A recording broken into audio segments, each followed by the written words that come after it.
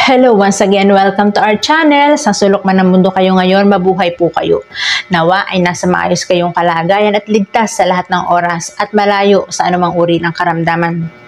Pagbati sa ating mahal na Reyna, Queen Helen Abdurrahjaq at King Mamay Hassan Abdurrahjaq, sa ating Presidente ng Republic of Philippine Islands, Ferdinand Edwin Marcos Sr., Aka Rogelio Madrid Abran, at sa ating mga Dato Udulon Puga, Head Papu ng Luzon, Dato Edwin Ramos, Deputy Kuya Danilo Ramos, OIC Tony Caceres, at sa lahat-lahat na po kayo sa Bulacan Chapter, Calabarzon, QC, NCR, Nueva Ecija, Tarlac, Pampanga, Zambales, Rizal, buong Luzon, Visayas, Mindanao, Palawan, at sa buong kalupaan ng Maharlika Kingdom of God, Lupasug Empire, at sa ating magigiting na Rap, Papu or Papu, mabuhay po kayo. At sa ating mga kapatid ng OFWs, headed by Dato Kagawon, at sa lahat-lahat, sa inyong lahat, mabuhay po kayo. Guys, alam ko po na marami nag-aabang sa inyo sa live video na mahal na Reyna Queen Helen Abdurrahjaq, at ito na nga, dated October 11, 2023. Bibigyan lang natin ng diin ang patungkol sa mga kabataan ngayon na wala nang alam sa history, kung kaya marami mga kabataan ngayon ay wala nang pagpapahalaga sa kasaysayan, at dahil inalis sa mga libro ang tunay at totoo. Dahil ang lahi na pinagmula natin ay mula sa banal na kasulatan ay mga kingdom. At dahil lahing pinili ng Diyos ay tinawag na maharlika ng ating mga ninuno, na ibig sabihin ay spiritual, na kung saan ay espiritu mula sa langit ang nananahan sa tao, sa isip at sa puso. Binanggit din ng Reyna ang Department of Education, BP Sara, na hindi natin alam kung ano ang mga susunod na kabanata dahil nasa Malacanang na kung tutusin, pero may humarang pa. Kaya naman nabanggit ng mahal na Reyna na may kaugnayan ito sa giyera sa Israel. Well, marahil ay marami ang hindi nakakaunawa kung anong kaugnayan, ay masasabi kong it's a conspiracy between them. Alam na this, dahil ang mahal na Reyna mismo ang may sabi na maayos na ang relasyon ng Christian at Muslim. Kaya muli, sa nais mapakinggan ang buong detalye, nasa description po ang link. At sa mga naririto ngayon, ay narito po Her Majesty Queen Helen Abdurrahjaq.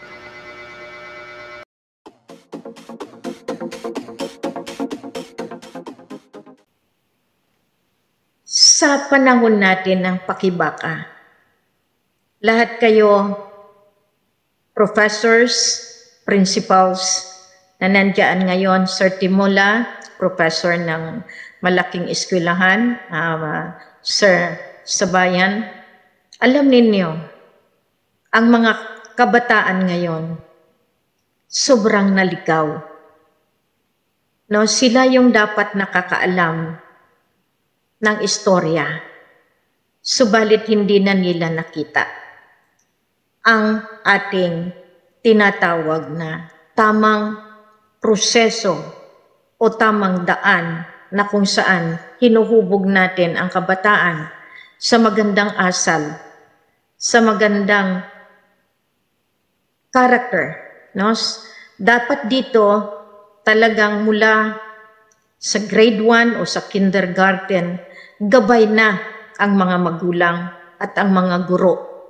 Subalit ang problema ngayon, ang mga guro natin mismo ang siyang naging biktima ng kawalang hiyaan ng ating gobyerno. Pasensyahan po tayo. Alam ko na ang red tape nandiyan din sa government, lalo na sa hanay ng education. Alam natin na marami tayong aayusin sa hanay ng edukasyon. Ngayon, nandiyan ang Vice Presidente. Alam nyo yan. Bakit sa lahat ng ahensya, iyan ang kinuha niya? Ibalik ko sa inyo iyan at mapag-uusapan natin yan sa private messenger ko. Kasi ngayon, gusto ko ang tao, ang mga educator, ang mga professor, principals na ngayon, ang kailangan kong titingnan. Lahat kayo na dumating sa minuto na ito, binabati ko kayo lahat. No? So, sabi ko nga kanina na lahat kayong nag-aabang, na nakibaka na noon pa man, talagang alam ko na ramdam na ninyo ang pagyayamot. Dahil sinabi ko sa inyo, ang problema, ang punot dulo ng lahat ng ito dahil natumbok na natin na mismo ang ating mga historical account ay talagang sinabutahe ng mga taong gustong umupo sa kagustuhan nila na itago ang ating kaharian. Inilabas ko ang Maharlika Kingdom of God. Subalit marami ang umabuso. Marami ang naglapas tangan sa ating kaharian. Kaya nga, sa kapanahunan ni Apo Lakay, hindi na pagtagumpayan ang Maharlika. At ayaw na ayaw ko na sa panahon ko, lapas tanganin ninyo ang Maharlika. Dahil pag sinabing Maharlika, iyan ang mga dugo na pinili ng kalangitan. Anong ginagawa ninyo? Di ba naintindihan ninyo, Maharlika, Kingdom of God? Maharlika. Kayo ang Maharlika. Kayo ang kingdom ng Diyos dito sa lupa. Kasi kayo dapat ang magtrabaho bilang pinupugaran ng kalangitan sa bawat puso ninyo. Pero anong ginawa ninyo? Sinabotahin ninyo. Ngayon, mismo sa Africa, nagpakorona, Queen of Maharlika. Sa iba't ibang bayan, Maharlika. Ginamit ang Maharlika sa pangungulekta.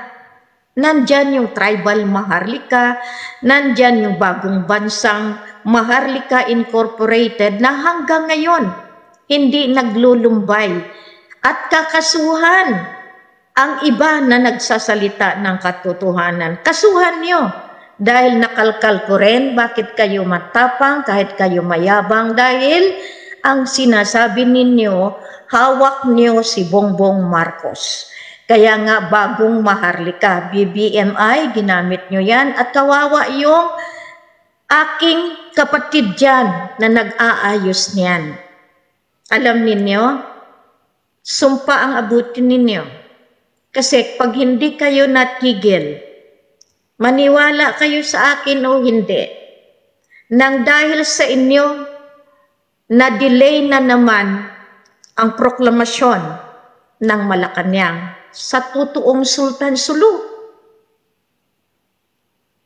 Dahil kayo ang kontributory nito at kayo rin ang hahabulin kung bakit nag-erupt, bakit sumiklab ang gulo sa Israel. Tingnan nyo mabuti ha. Tingnan nyo mabuti ang scenario of conspiracy. Natapos na natin ang hidwaan between Christian and the Muslim in Mindanao, in Sulu. Dahil sa mga programmer, propagator ng peace, pero underneath ay mga kabal. Pag sinabing kabal, inuutusan sila ng pinaka-highest na gobyerno na kung saan iyan ang kanilang Diyos ay ang mismo ito. Kaya nga yung nagsasign ng nakalawit ang dila at nakasign ng kamay na sungay, iyan ang simbolo ng kabal. Ang kabal, sila ang umako ng kapangyarihan ng Diyos Ama. Nilalagpasan pa nila ang Diyos, kaya nga gumagawa sila ng lahat ng kabalbalan. Kaya nga kabal. Okay? So, ibig sabihin, dito, meron ba sa inyo lumaban yan? Wala. Takot kayo. Kasi unang-una, simulat sa pool, binibitay talaga kung sinong kumakalaban dyan. Dahil yan ay makapangyarihan din sila.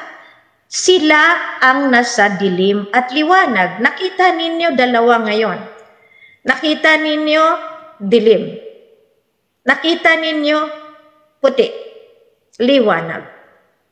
Nakita ninyo kung saan ako nakatutok.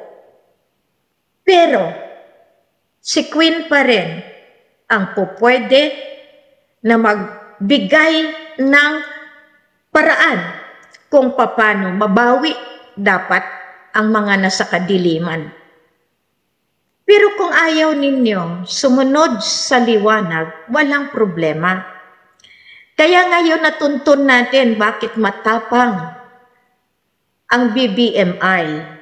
Marami na pong nakalkal na mga pictures, lalo na yung Marine na bodyguard ni BBM. Kaya pala hindi mabigyan ng hustisya ang pangungulekta ng pera. Saan napupunta ang kolekta? Mayroon pang one time, big time sila. Ngayon, ito pinagbigyan ko kayo sa ngalan ng kapatid ko. Kung sino man kayo na gustong sabutahin iyan, maawa kayo sa matanda na nagbigay sa inyo ng go signal. Ngayon, papakilusin natin ang Security and Exchange Commission. Kung ayaw magsitigil ang mga ginawang asosasyon, ginawang organisasyon sa pamamagitan ng SEC, mayroon kayong tinatawag na obligasyon, accountability, dahil tinotolerate ninyo ang maling sistema na kung saan ang pobre, ang maliliit na tao ang nagiging biktima. Ayan at ating napakinggan. Kumusta kapatid? Ramdam mo ba ang kanyang pagiging ina? Ang kanyang pagmamahal? Ang kanyang pagiging reyna? Well, kung naniniwala ka sa kanya, please like and share para mas maabot pa ang marami nating kababayan at mga OFW. Muli po ay maraming salamat at mabuhay tayong lahat. Bye-bye! Thank you for watching.